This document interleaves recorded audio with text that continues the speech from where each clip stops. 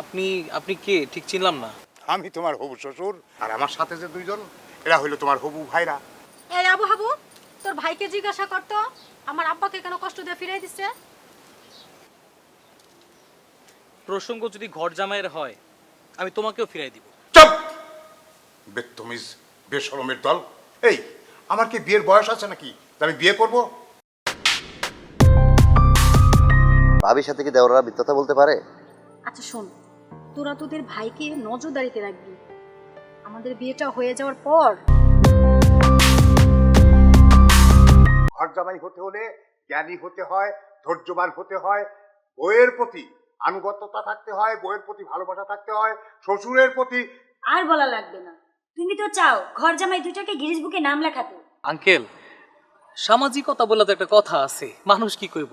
আচ্ছা, রাস্তায় দাঁড়িয়ে যখন প্রেম নিবেদন করো, বিয়ের স্বপ্ন দেখাও, তখন সামাজিকতা কোথায় থাকবে? আরে ছোট ভাইরা, পেটে খেলে পিঠেও সয়। আমরা তো ঘর জামাই আছি, রাজি হয়ে যাও না।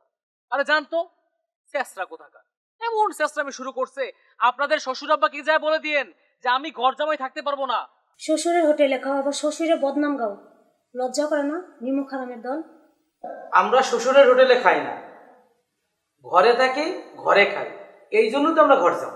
ওকে ফাইন, তাহলে বলো কবে বিয়ে করতে চাও বলো। চলো আজই করে ফেলি। আব্বা, আপনি তো দাতা হাতেম, তাই গিনিস বুকে আপনার নাম ওঠা দরকার। শ্বশুর আব্বা, এই যে আপনি আমাদের দুইটা মেয়েকে দান করেছেন,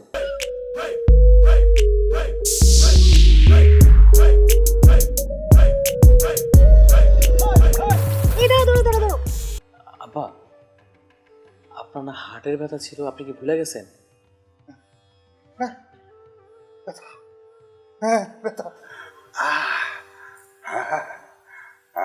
আমার জানার মতে হার্ট তো বাঁ পাশে থাকে আব্বা, আপনি যে ডান দিকে ধরছেন।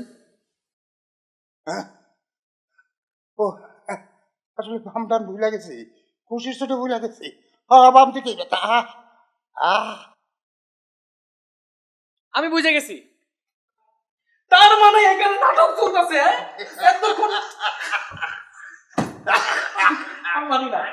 আমি মানি না আমার সাথে নাটক করা হয়েছে। আমি ইমোশনাল হয়ে গেছিলাম, তার মানে সবকিছু মিথ্যা। ঠিক, একদম ঠিক। ভাই থাকবো না। না না, কথা দিয়া দিছো তুমি ঘর জামাই থাকবা।